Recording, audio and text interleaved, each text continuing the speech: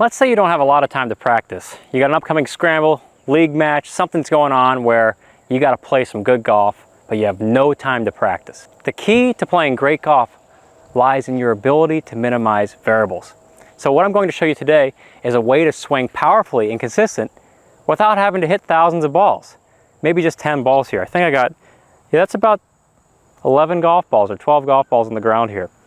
And in just 10 balls, you'll be striping it, and we'll even break the driver out, really whack some too. The key of minimizing variables starts with contact. Contact is determined by, do I stay over the ball or do I shift or sway? Your lead arm determines contact, and if I swung my lead arm back and forth and I kept it straight, you'd see the club coming to the ground the same spot every time. That is a must-have in golf for great ball striking. So if I wanted this lead arm to continue doing that, which I do for solid contact, I have to do a couple of things. One, I've got to focus on keeping my weight forward. So I'll set my weight forward and my lead arm straight. You all know I've done this a million times on the channel. I've shown you this, but this is truly the essence of a zero practice person. If you didn't want to practice and you wanted to play amazing golf, this is what you're going to do. You set this lead arm straight. You keep the weight forward. If I swing the lead arm, I could tell you it's going to be good before I even take the club back. I already know that is a variable that I have eliminated in my swing. And it doesn't matter how many times you see that piece, that component. It's always helpful to see and be aware of where this is during the entire swing. If it breaks down, contact could be anywhere. So for those of you who don't want to practice, if you're not having much time to practice, you got to focus on keeping this lead arm straight and anchoring the weight on the front side. This will produce solid contact. We've eliminated the variable of contact with lead arm straight and weight forward. We're going to kick it up to the next level of this little drill. The zero practice swing involves another piece. If I want to keep this arm straight throughout the swing, I've got to keep my elbows close together. So I imagine that I am pinching a volleyball, a softball. Actually, I really like that softball. It's a little bit narrower. And by getting those elbows close together, I am now able to control my swing with one thing. So instead of thinking hands, arms, what is the body doing? What do I do with my feet? What do I do with my brain?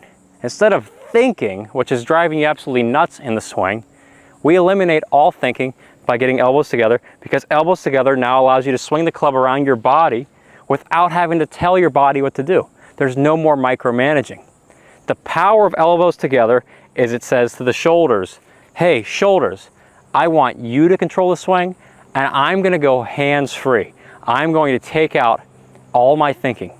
You'll see what happens the moment you get the elbows just nudging right in there, close together.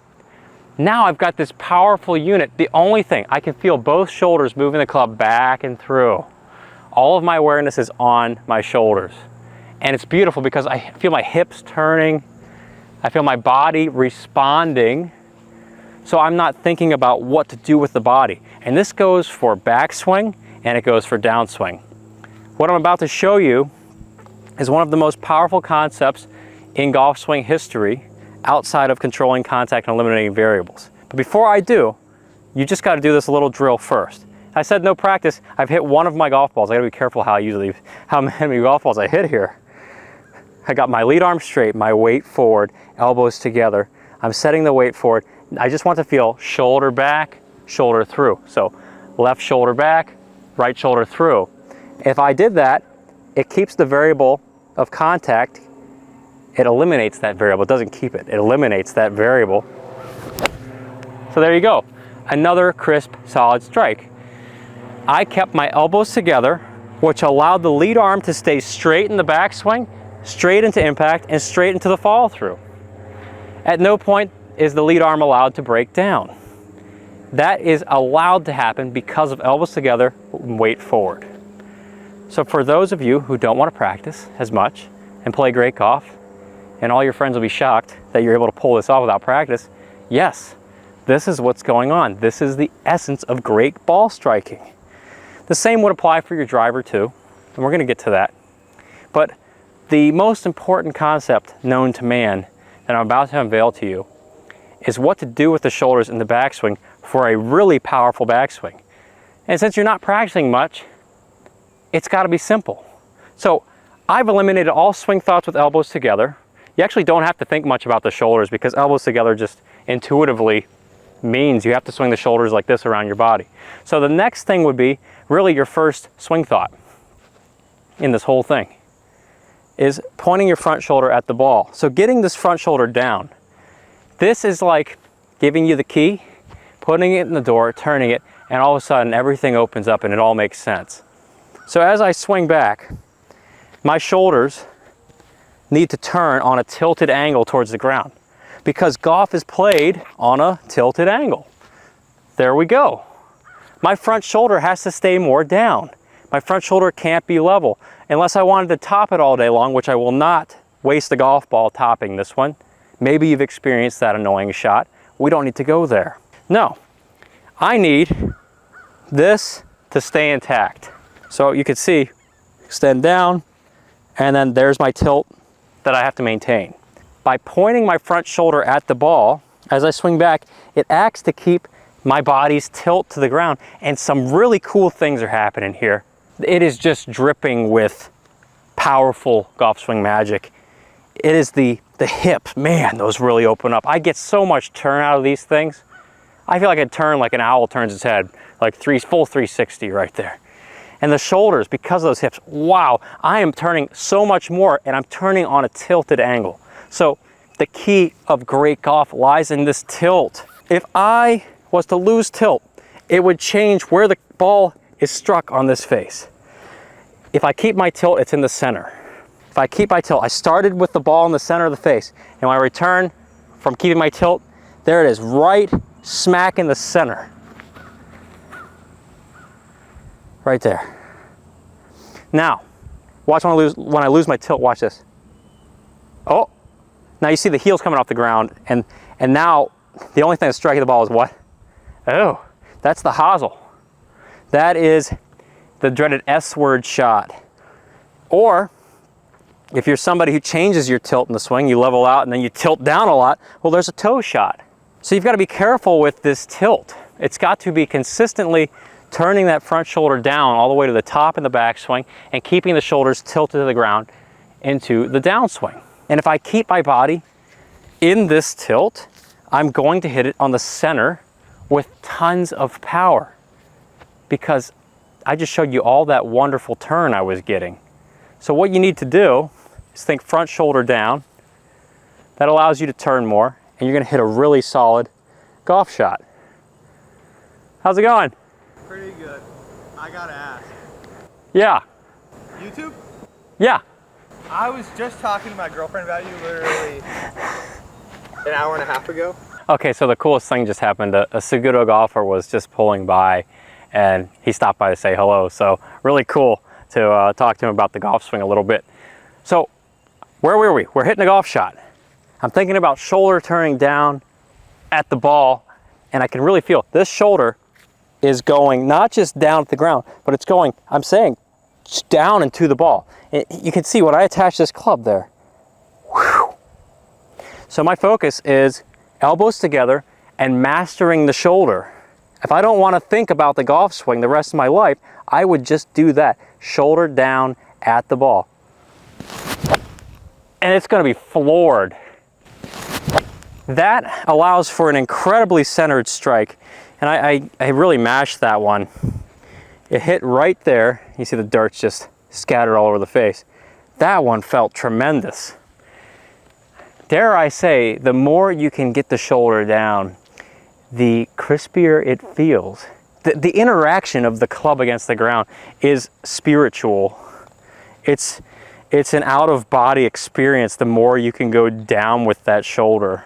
Yeah, of course there's limits to it, but 99% of you are coming from a background of being too level, based on what I'm seeing, so you can really afford to dip that shoulder down more. And with the elbows together, keeping your tilt, it's a centered strike. I'm hitting it right on the center. You don't need much practice to do that.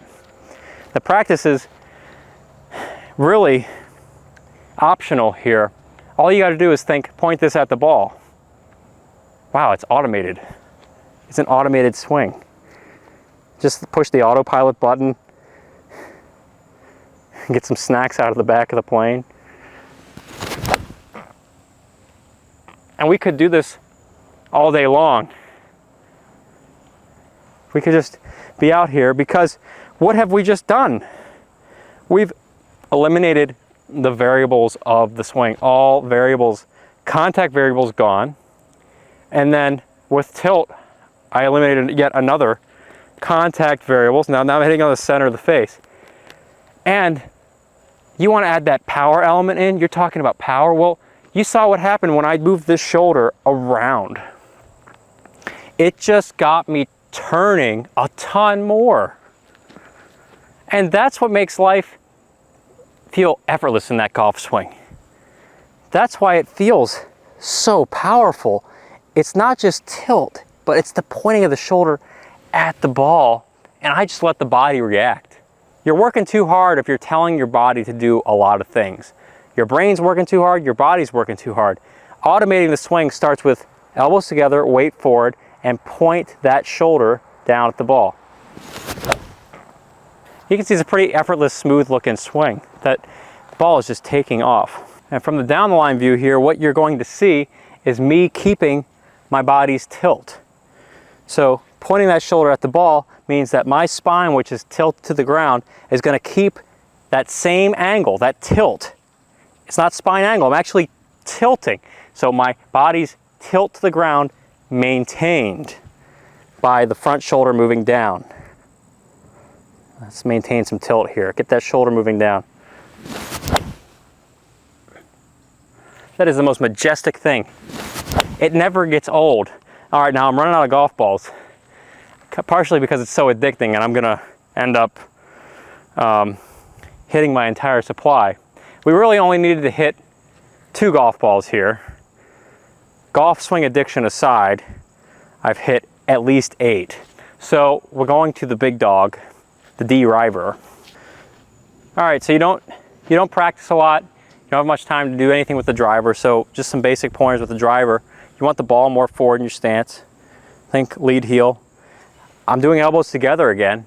And what am I still doing? I'm still doing lead shoulder at the ball. Now, because I'm farther away from the ball, I'm pointing my lead shoulder farther over here. That means your shoulder isn't going to be like this with a driver. It's not going to work.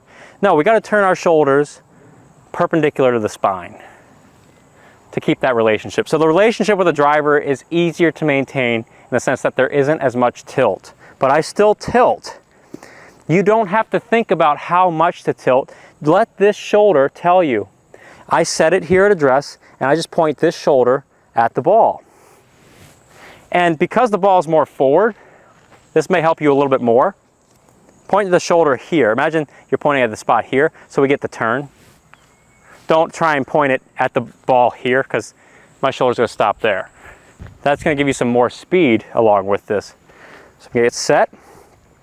Remember, I haven't practiced in a while, so all my buddies are watching in the scramble. It's the member guest. I've traveled 1,000 miles. I'm jet lagged, and I'm stepping up on this first tee.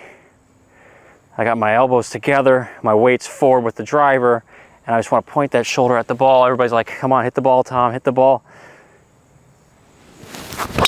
Oh, wow, and the whole group says, what the heck was that?